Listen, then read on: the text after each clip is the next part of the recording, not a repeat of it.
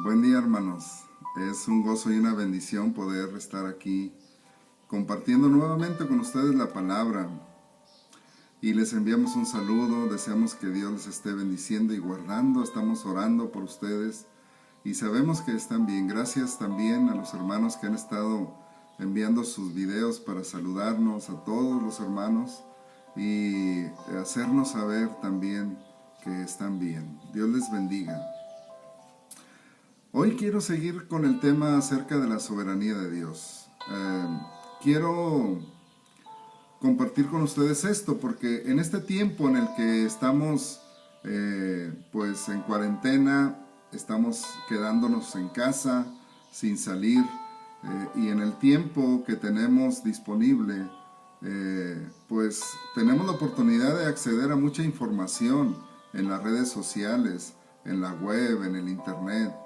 Y las iglesias en general que han sido, digamos, que han suspendido sus servicios, pues están transmitiendo sus servicios o la predicación a través de las redes, de la web, del internet.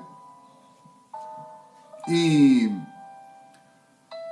pues hay ahora muchísima información disponible. También hay mucha información disponible acerca del coronavirus, de la pandemia. Todos los días hay una conferencia de prensa acerca de cómo va la situación en nuestro país. Y es bueno estar atento a esas cosas. Pero también hay mucha información falsa acerca del coronavirus. Algunos, por ejemplo, afirman que es una mentira, que no hay que hacerles caso, que es una conspiración, etcétera, etcétera. Otros dan recetas de cómo poder hacernos inmunes al coronavirus o cómo sanar del coronavirus. Y uno recibe mucha información que es información falsa, basada, o más bien sin estar basada en la verdad científica, en el caso de los medicamentos que se nos sugieren, y ha habido incluso escasez de algunos medicamentos porque muchas personas han creído que tal o cual medicamento les va a proteger contra la infección del coronavirus. Así existen cosas también acerca de la fe. Hay cosas que pueden ser inofensivas. Por ejemplo, si uno se toma un té de, pues no sé, un té de tal o cual hierba, porque esa, digamos, los tés normales, claro, si uno se lo toma, pues no le va a hacer daño, aunque tampoco le va a proteger contra el coronavirus. Hay cosas también en el internet en relación a la fe y a la palabra de Dios que son falsas y bueno, hasta cierto punto son inofensivas. Algunas cosas son ridículas, como vi un video acerca de supuestamente que un niño se le apareció a una hermana o a un hermano, no sé, y le dijo que buscara en el centro de la Biblia, ahí en el libro de los Salmos, y ahí iba a encontrar un pelito, un cabellito, y ese cabellito lo iba a hervir, y todos los que tomaran esa agua se harían inmunes contra el virus, y los que ya estuvieran enfermos iban a sanar. Es ridículo. Las personas lo creen, algunas personas lo creen. Y si usted busca en su Biblia y encuentra un cabellito en el libro de los Salmos, ahí en medio de la Biblia en el centro, y lo encuentra y lo hierve y se toma esa agua, probablemente no le va a hacer daño, digo físicamente. Tampoco no le va a sanar, ni le va a hacer inmune. Pero hay cosas más serias. Hay cosas más serias que vemos en el internet y que realmente están yendo en contra de lo que la palabra de Dios enseña, en contra de la sana doctrina. El apóstol Pablo, hablando a Timoteo, su discípulo, le dijo en la segunda carta a los tesalonicenses, hablando de los ancianos de la iglesia, le dijo, enséñales que sean sanos en la fe. Cuando habla de ser sanos en la fe, se refiere a ser sanos en la doctrina. Judas también, hablando acerca de esto, al escribir su carta, dice, yo quiero hablarles que contendáis por la fe que ha sido una vez dada a los santos. La fe se refiere a la enseñanza, a la doctrina, la fe que ha sido una vez dada a los santos. Y una de las enseñanzas o doctrinas centrales de la Biblia que ahora ha sido muy contradicha por algunos en las redes es la enseñanza de la soberanía de Dios. Por eso he insistido en hablar acerca de esto. Y hoy quiero darles ejemplos de la Biblia, 4 ejemplos de personajes de la Biblia que pues nos enseñan acerca de la soberanía de Dios y cómo responder, cómo el creyente responde ante la adversidad, ante una situación como la que estamos pasando. Porque ustedes saben que hay algunos, por ejemplo, que se autodenominan profetas o apóstoles. Y cuando comenzó todo esto de la epidemia y se anunciaba que probablemente se iba a convertir en una pandemia que llegaría a todos los países, a todas las naciones, muchos de ellos empezaron a reprender el coronavirus, empezaron a declarar la muerte del coronavirus, a destruir el coronavirus en el nombre de Dios, a hacerlo polvo, a detenerlo, a confinarlo, como si fuera un agente del demonio. Y bueno, finalmente esos mismos apóstoles y profetas cerraron sus iglesias y suspendieron sus servicios debido precisamente al avance de la pandemia.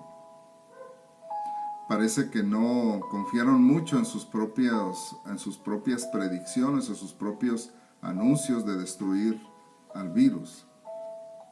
Por eso hoy quiero compartirles acerca de estos personajes. Y debo decirles, hermanos, que hay algunos engaños mucho más sutiles que estos, porque nosotros quizá estamos ya prevenidos por la palabra acerca de estos engaños, pero hay otros que son más sutiles y de los cuales hablaré después.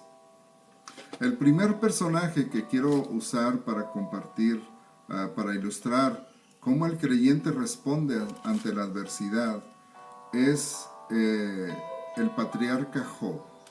Todos conocemos la historia de Job y las profundas adversidades que repentinamente vinieron sobre su vida. Y cuando ustedes saben, él perdió todo lo que tenía, incluso a sus hijos. Y vinieron mensajero tras mensajero para anunciarle a Job que pues todo su ganado había sido robado, se había perdido, que todas sus propiedades habían sido destruidas y luego que sus hijos habían muerto también. Y Job dice en el libro de Job que ante todo esto dice que Job se levantó, en Job 1:20, Job se levantó y rasgó su manto y rasuró su cabeza y se postró en tierra y adoró. Y dijo, desnudo salí del vientre de mi madre y desnudo volveré allá. Jehová dio y Jehová quitó. Sea el nombre de Jehová bendito. Job entendía que todo lo que venía a su vida estaba bajo el control de Dios. Aun cuando en este caso Satanás era el que había provocado todo esto, pero lo hizo bajo el permiso de Dios, bajo la autoridad de Dios.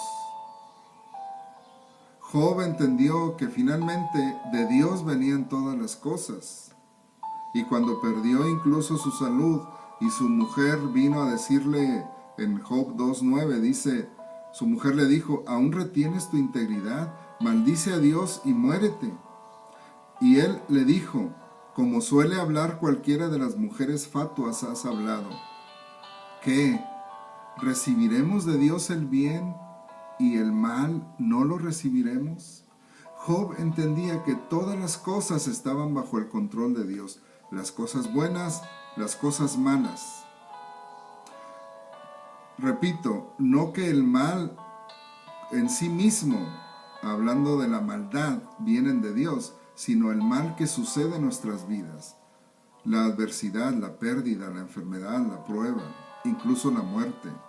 Todo esto es algo que Dios controla y permite.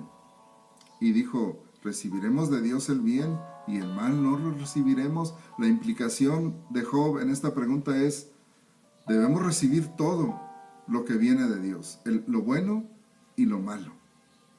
Job no dice, hay que reprender lo malo, hay que atar a Satanás, hay que atar esta enfermedad, hay que declarar que no existe. No, él dice, recibamos de Dios todo lo que Él nos envía.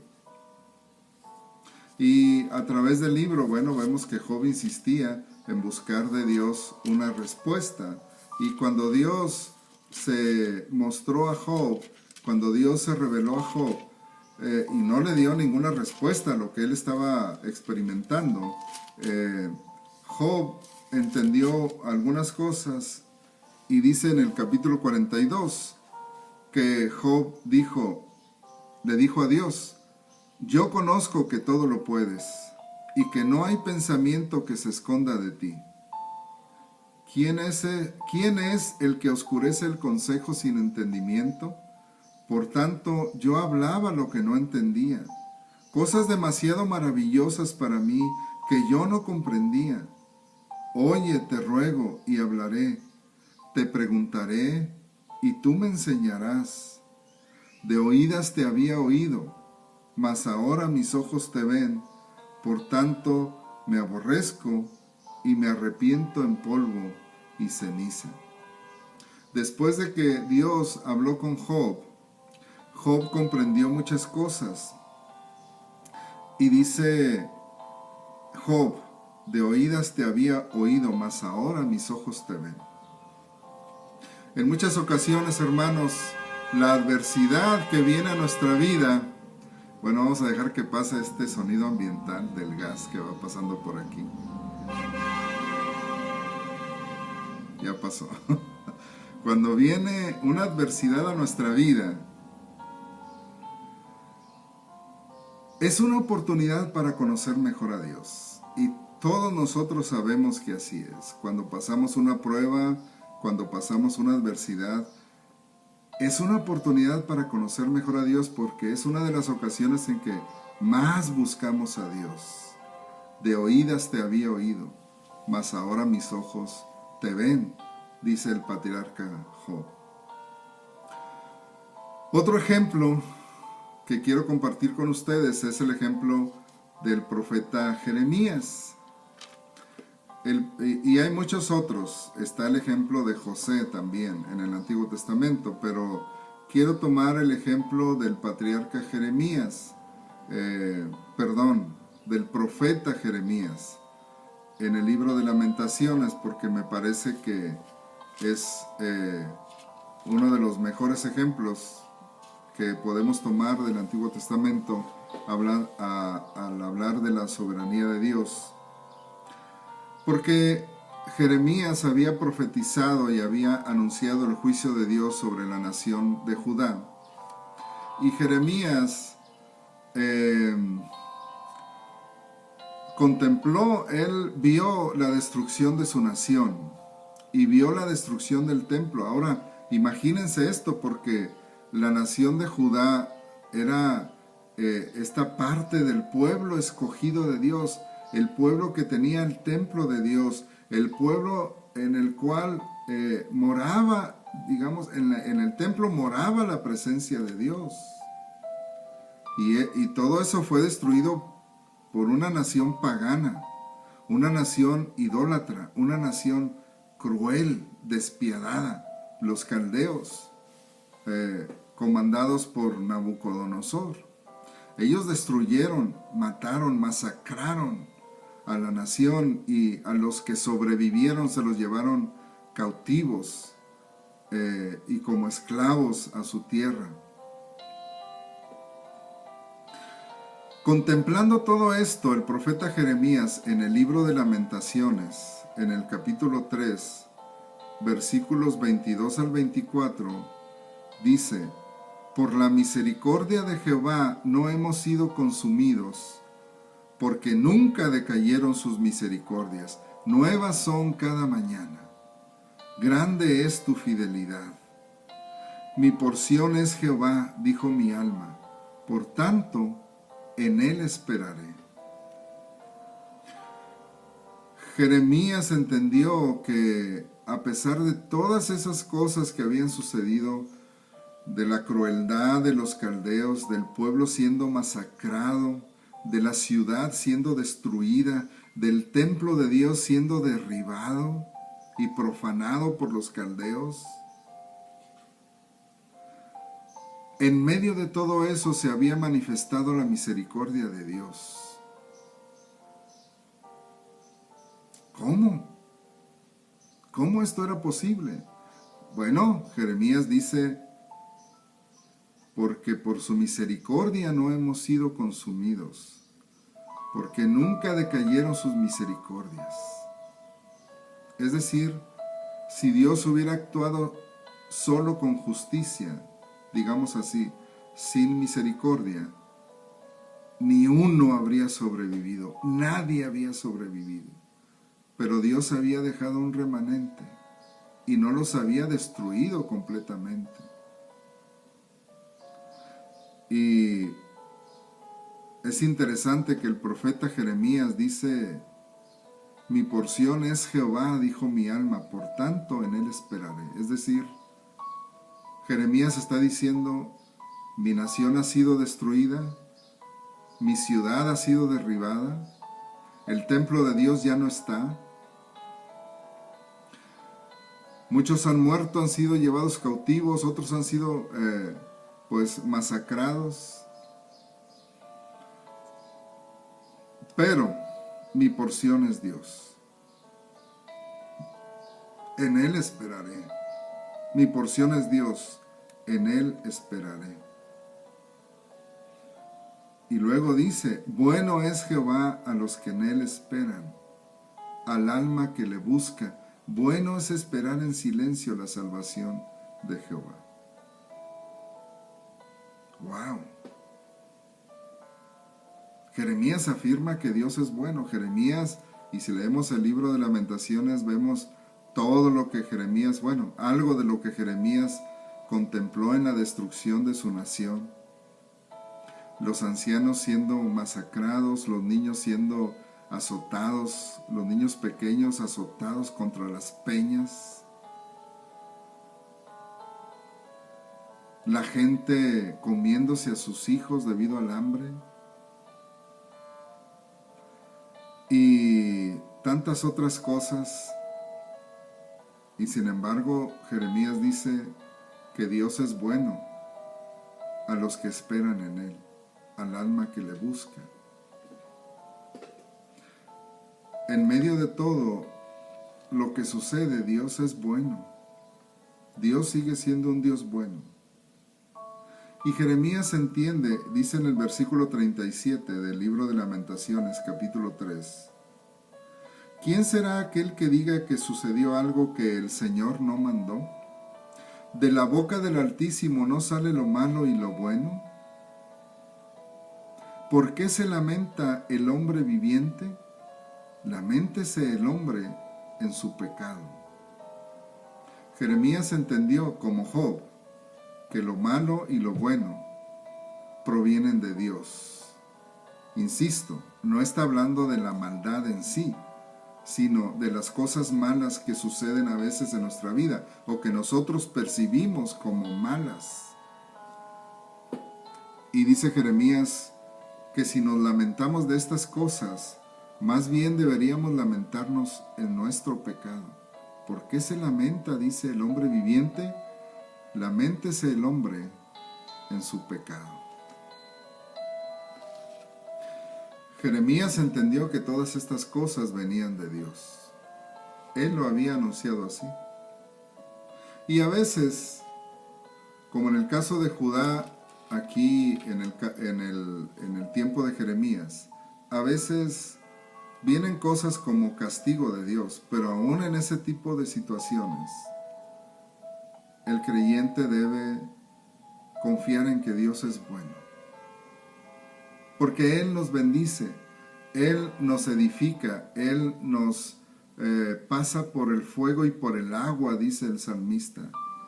Nos prueba como se afina la plata, pero luego nos saca a abundancia.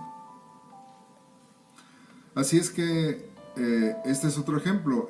Los otros dos ejemplos que quiero tomar están en el Nuevo Testamento. El primero es desde luego el Señor Jesucristo. El Señor Jesucristo siempre se sujetó a la voluntad de Dios.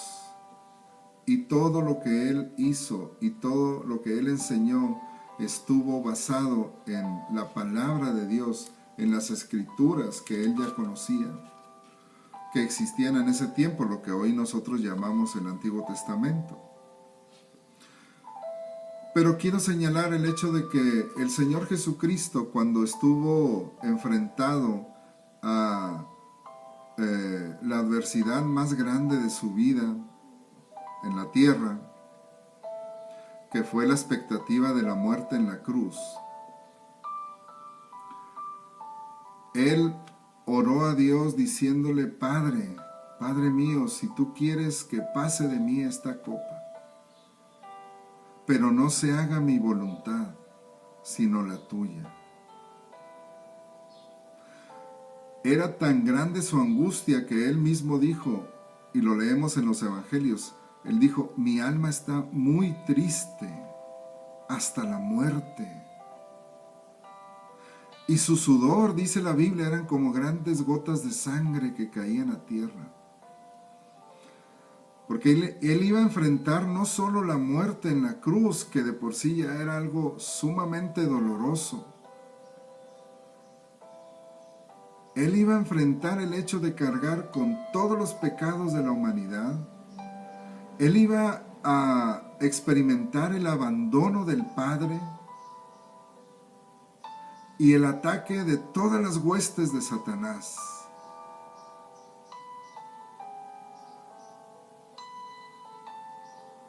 Por eso Él oró al Señor, diciéndole: si es posible, pase de mí esta copa, pero no se haga mi voluntad, sino la tuya. Ahora Jesús, siendo Dios y siendo el Hijo de Dios, recordamos lo que le dijo a Pedro después de que Pedro sacó su espada cuando detuvieron al Señor y le cortó la oreja a Malco, el siervo del sumo sacerdote, a quien Jesús sanó. Jesús le dijo a Pedro: Pedro, detente, ¿que no sabes que yo pudiera pedirle al Padre y Él me enviaría 12 legiones de ángeles para defenderme? Pero es necesario que se cumpla la Escritura. Jesucristo tenía toda la autoridad y todo el poder para destruir a sus enemigos, a aquellos que lo estaban deteniendo y que lo iban a crucificar. No como los que ahora se autonoman profetas y apóstoles que dicen tener autoridad sobre todas las naciones. Jesucristo realmente tenía la autoridad y pudo haber usado su autoridad para evadir el sufrimiento, pero no lo hizo. Él se sometió a la voluntad del Padre y fue a la cruz y cumplió la palabra, cumplió la voluntad del Padre, y gracias a que el Señor se sometió al Padre y enfrentó la adversidad y enfrentó la muerte, es que ahora nosotros podemos tener esperanza de salvación. Podemos tener la seguridad de que iremos a su presencia y de que la muerte ya no tiene poder sobre nosotros.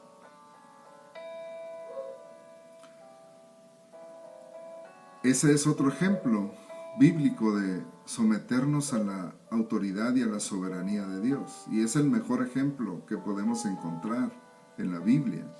El Señor Jesucristo, el Hijo de Dios, quien murió por nosotros y por el cual podemos ser salvos. Porque en ningún otro hay salvación. En ningún otro hay salvación. Y el último ejemplo que quiero tomar, que también está en el Nuevo Testamento, es el apóstol Pablo. El apóstol Pablo, que fue llamado por Dios y que entregó su vida al servicio de Dios, quien llevó el Evangelio casi a todas las ciudades principales del Imperio Romano. Fue un hombre que pasó gran parte de su vida en la cárcel. Él estuvo varias veces encarcelado debido a su fidelidad en predicar el Evangelio. Pablo, sin embargo, nunca renegó de esto. Sí expresó que él desearía estar mejor libre y pidió a los creyentes que oraran para que Dios le librara. Pero estando en la cárcel, él siguió cumpliendo el propósito de Dios. Él confiaba en que Dios estaba en control de todo, que su vida estaba en las manos de Dios. En 2 Corintios capítulo 12, Pablo enumera algunas de las cosas que él padeció mientras estuvo sirviendo al Señor y dice, hablando de sus sufrimientos, dice, en azotes sin número, en cárceles más, en peligros de muerte muchas veces. De los judíos 5 veces he recibido 40 azotes menos 1. 3 veces he sido azotado con varas, 1 vez apedreado, 3 veces he padecido naufragio, 1 noche y 1 día he estado como náufrago en alta mar, en caminos muchas veces, en peligros de ríos, peligros de ladrones, peligros de los de mi nación, peligros de los gentiles, peligros en la ciudad, peligros en el desierto, peligros en el mar, peligros entre falsos hermanos, en trabajo y fatiga, en muchos desvelos, en hambre y sed, en muchos ayunos, en frío y en desnudez. Todas estas cosas enfrentó el apóstol Pablo. Con su autoridad apostólica, como algunos ahora afirman tenerla, lo cual yo no creo, si Pablo hubiera actuado como actúan hoy algunos de ellos, pues él hubiera reprendido toda adversidad, hubiera cancelado todo azote, él hubiera cerrado todas las cárceles, hubiera cancelado y hubiera reprendido todo naufragio. Cuando estuvo en aquel navío rumbo a Roma y se vino aquella tempestad tan fuerte que destruyó prácticamente la nave, ¿por qué Pablo no reprendió a la tempestad? ¿Por qué no la destruyó? ¿Por qué no la canceló como hacen ahora algunos de los autonombrados apóstoles y profetas? Tengamos cuidado con esas cosas. Yo sé que en el caso de nuestra iglesia estamos atentos a esas cosas. Y tengamos cuidado, hermanos. Hay otros engaños más sutiles, después hablaré de ello, pero el apóstol Pablo, además de todo esto, sufrió una enfermedad muy dolorosa, por lo que habla él aquí, en 2 Corintios capítulo 12, dice en el versículo 7, y para que la grandeza de las revelaciones no me exaltase desmedidamente, me fue dado un aguijón en la carne, un mensajero de Satanás que me abofetee, para que no me enaltezca sobremanera. Respecto a lo cual, 3 veces he rogado al Señor que lo quite de mí. Y me ha dicho, bástate mi gracia, porque mi poder se perfecciona en la debilidad. Por tanto, de buena gana me gloriaré más bien en mis debilidades, para que repose sobre mí el poder de Cristo. Por lo cual, por amor a Cristo, me gozo en las debilidades, en afrentas, en necesidades, en persecuciones, en angustias, porque cuando soy débil, entonces soy fuerte. Noten que esta enfermedad o este dolor que Pablo estaba experimentando, dice él que era un mensajero de Satanás. Un aguijón en la carne, dice, un mensajero de Satanás. ¿Por qué Pablo, con su autoridad apostólica, no reprendió o ató a este mensajero de Satanás, como hacen algunos actualmente? Porque Pablo entendía que todo está bajo el control de Dios, y cualquier cosa que viniera a su vida estaba sujeto a la voluntad de Dios. Ahora no quiere decir que Pablo no oró. Dice aquí que él le pidió al Señor que se lo quitara. 3 veces dice, le he rogado al Señor, pero él me ha dicho, bástate mi gracia. Porque mi poder se perfecciona en la debilidad. Uno de los propósitos de Dios cuando estamos pasando por aflicciones o pruebas es precisamente el capacitarnos para poder usarnos, el hacernos débiles para que confiemos en Él y no en nosotros. Y dice el apóstol Pablo, por amor a Cristo me gozo en las debilidades, en afrentas, en necesidades, en persecuciones, en angustias. Bueno es el Señor a los que en Él esperan, dijo Jeremías. Pablo lo entendía. Y dice que incluso él se gozaba cuando había necesidades, persecuciones, angustias, necesidades. Bueno, ya lo dijimos. Así es que él entendía esto, él entendía que Dios tenía un propósito con todas las cosas y que todo estaba bajo su control, nada escapaba a su voluntad. Dios, hermanos, en esta prueba, que es una prueba, pues no es una prueba dolorosa, el quedarnos en casa, no es dura de llevar, no es una persecución, pero quizá es un tiempo en el que, como en el caso de Job, Dios nos permite tener la oportunidad de conocerle mejor. De oídas te había oído, dice el patriarca Job, mas ahora mis ojos te ven.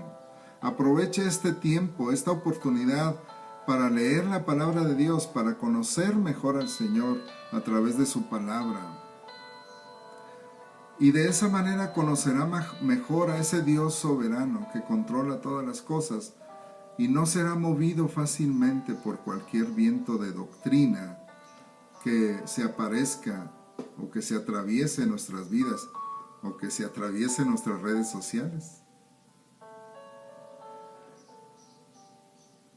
También es posible que en ocasiones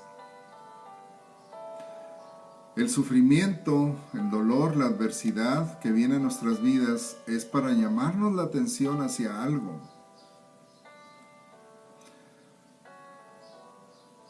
Es quizá un tiempo en que Dios nos quiere hablar. Así es que aproveche esta oportunidad también para que a través de su palabra Dios le pueda hablar. Lea la Biblia, aproveche este tiempo, saldrá bendecido. Y si la enfermedad viene a nuestra vida, entonces también es posible que Dios nos esté llamando. Es un tiempo en el que es bueno compartir la palabra con nuestros conocidos, nuestros familiares. Compartan la palabra de Dios con aquellos que no le conocen. es un tiempo en el que Dios nos habla porque, bueno, Él en el dolor llama a su pueblo muchas veces, en la adversidad. Es cuando abrimos nuestros oídos a la voz de Dios. C.S. Lewis, el escritor inglés, decía que Dios nos susurra en el bienestar, pero nos grita en el dolor, nos grita en la adversidad. Él decía, el dolor es el megáfono de Dios para despertar a un mundo sordo, a un mundo dormido. Y este es un tiempo en que algunas personas serán sensibles a escuchar la voz de Dios. Por eso yo le invito a que compartan la palabra de Dios en este tiempo.